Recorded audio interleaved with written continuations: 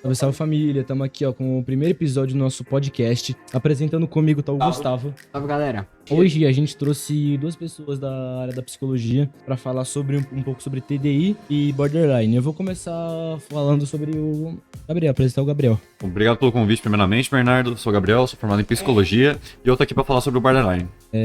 A gente que agradece você ter vindo aqui, disponibilizado o seu tempo. E agora nós vamos apresentar o José Arthur, né? Bom, olá, obrigado os dois pelo convite. Muito feliz de estar aqui. Bom, eu sou um psicólogo especializado em TDI.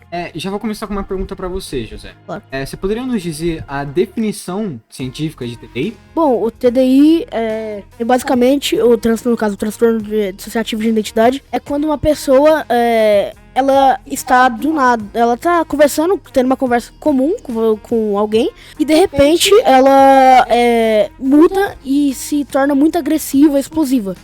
Que é quando, tipo, uma personalidade acaba, que em um período tem mais de uma personalidade nessa pessoa, e em alguns períodos, alguma delas pode se tornar a protagonista e ficar por um período de tempo. Uma pergunta assim, mas esse período de tempo assim que acontece, essa troca de personalidade, é um período curto de tempo? É do nada assim? Ou... Então, ela, no caso, ela não é exatamente um período, tipo, por exemplo, meia hora, alguma coisa, alguma personalidade. Não é pré-determinado, de repente, é espontâneo.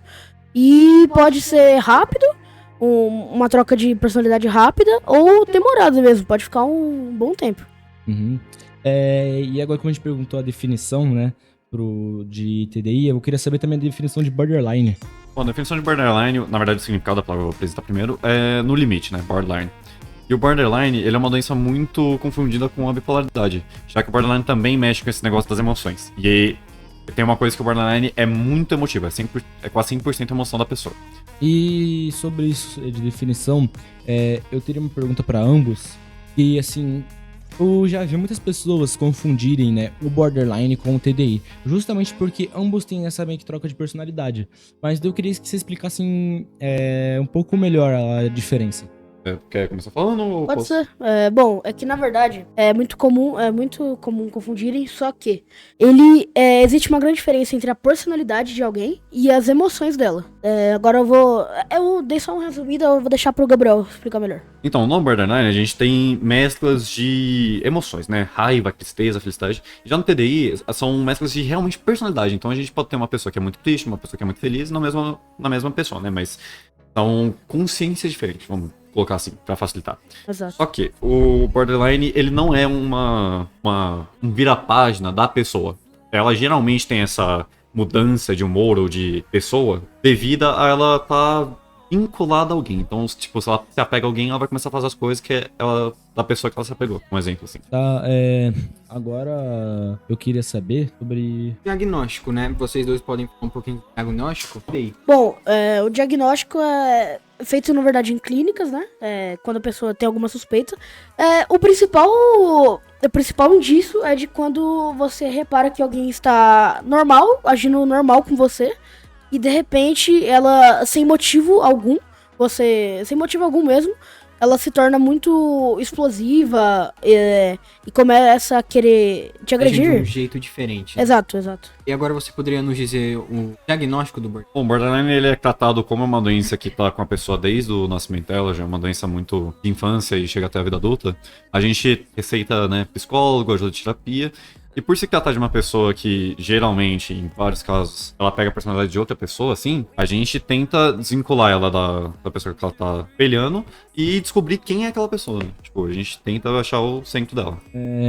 Uma coisa que eu queria fazer uma pergunta, assim, que eu sei que acontece muito, é a relação sobre o preconceito desses dois transtornos. Você diz num sentido de capacitismo? Mas não um preconceito mesmo no âmbito social, o preconceito que a pessoa pode sofrer às vezes na rua ou na escola, sabe?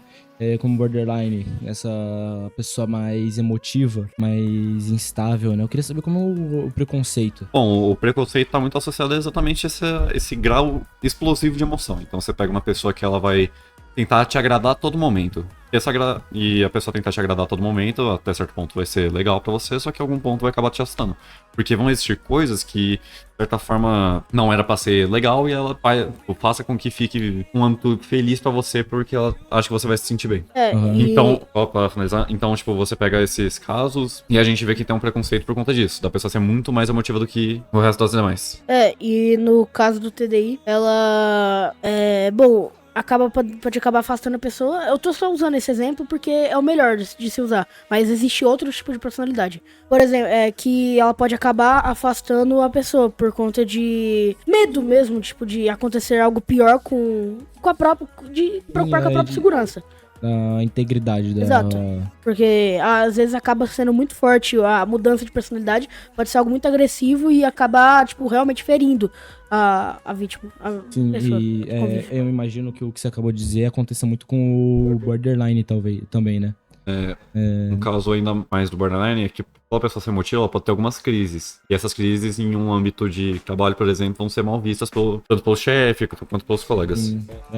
Vão achar que é uma pessoa mais frágil, né? E também é um negócio agressivo. Uma pessoa pode se tornar mais agressiva. Agressiva, como você quer colocar, tipo, agressiva, grudenta, né? A pessoa quer ficar o tempo todo perto de você. Então são características mais de quem tem borderline, uma pessoa que quer ficar muito colada perto de você.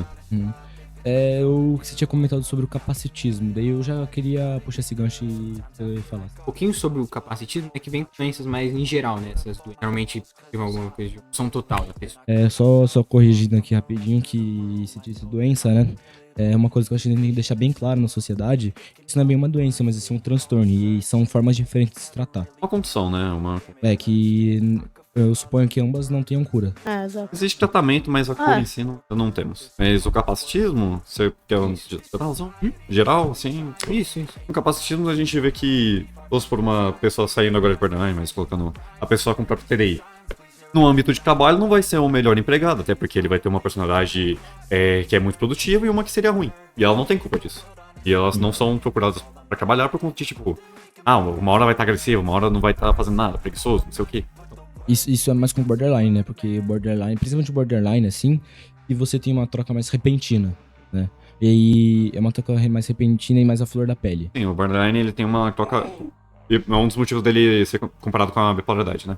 Ele tem uma troca de emoção assim muito rápida. Então ele pode estar feliz, triste, com raiva, feliz.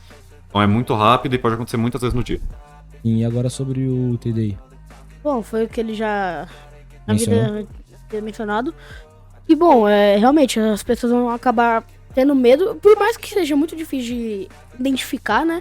Acabando com um tempo de convívio com essa pessoa no trabalho, você vai acabar percebendo isso e vai tendo medo dela. Até um momento que, por exemplo, ela pode acabar fazendo algo que não seja por querer, mas que realmente, por exemplo, agressão a alguém, ou destruir algum equipamento do trabalho, ou sendo estúpido com alguém, e isso acaba fazendo com que seja uma justa causa pra demitir. E porque as pessoas vão acabar ficando com medo.